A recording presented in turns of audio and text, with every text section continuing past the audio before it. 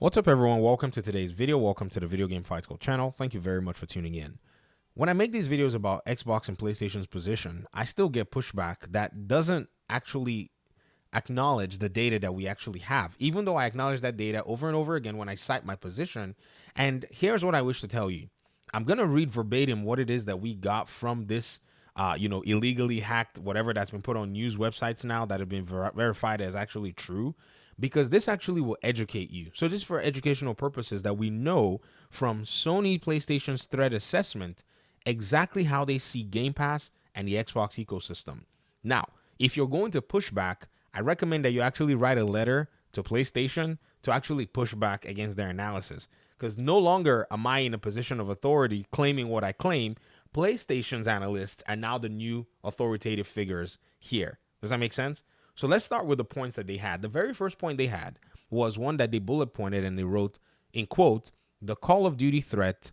in 2027.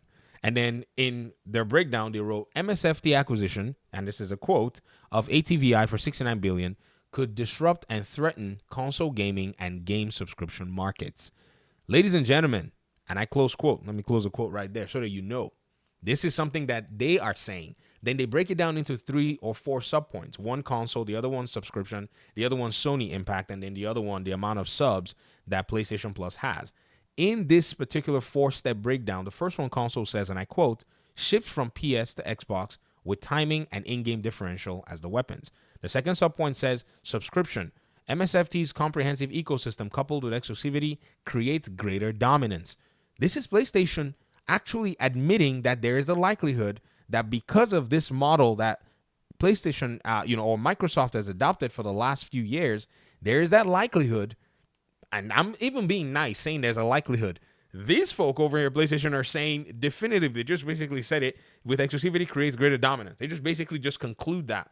I'm saying, well, let's not jump the gun, whereas their analysts are freaking out, flying the shark even at this point.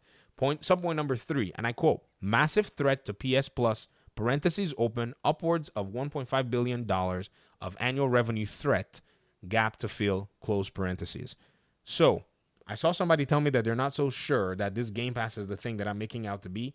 All right, why don't you go tell that to the PlayStation's analysts who are saying this, that there's a $1.5 billion gap in regard to revenue that Xbox is basically farming from this subscription service that PlayStation has to fill in. You're no longer arguing with me, and I want people to know that so that they can grapple with this and make good decisions. This is not to win some console stupid war. I play on PC. I'm trying to get you to the ecosystem that benefits from all of this competition the most. That's what it is. It's not like, I'm not, in a sense, concerned where you play your game, but I'm just trying to give you what I think is the better value as a gamer. If you don't want it or you want to do whatever you want to do, that is your prerogative. However, acknowledge that the evidence shows that you are making the choice even with the available information there for you.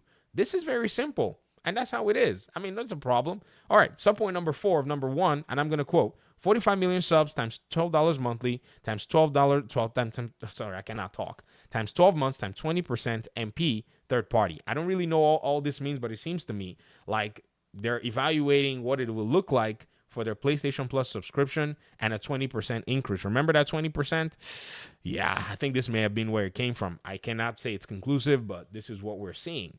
Subpoint number 2 and number 3 are very interesting because this really does shatter the anti-Game Pass argument, because this is PlayStation, again, the authority figure in this analysis making this claim. So let's look at subpoint number 2. Day and date threat is what this was actually named. Post-acquisition, Microsoft will put Activision games on Game Pass day and date. Number 4 is main point number 3. This says Activision provides incredible strategic value across live service games, scale in mobile, and PC storefront, parentheses open and close with battle.net written within. This subpoint then follows and says Microsoft can supply multi-game subscription, 50% console games, 50%, subscription 50%, console games 50%, PC 60%. Sony's pillars are already dated and behind the competition. Sony impact, need to expand. Value, threat, all of this being used in their analysis for Game Pass, and somebody will come and tell me on the internet that they don't really see that is the case when Many of us have seen it for the most part, but now that PlayStation is saying it, I mean, you can argue with them. That's all I'm saying. But this is pretty much something that everybody must grapple with.